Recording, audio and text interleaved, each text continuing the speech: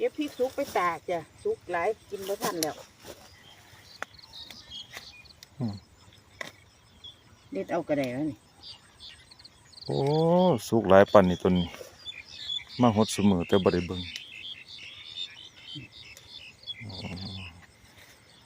ยายนี่เราตาดีเด้เห็นดอกพริกสุกโอ้แดงจริงคือเนาะปานนี้หน่วยบ่สุกมันสีขาวหน่วยสุกมันสีแดงเราเบิ่งง่ายเด้พริกสุกดิพวกพริกบ่คือบ้านเพิ่นตัวพริกพันธุ์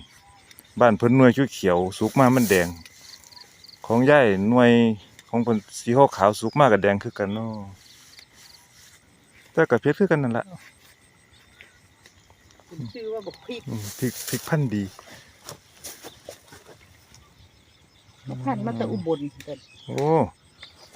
ไก่เด้เรามีพี่น้องทั้งอุบล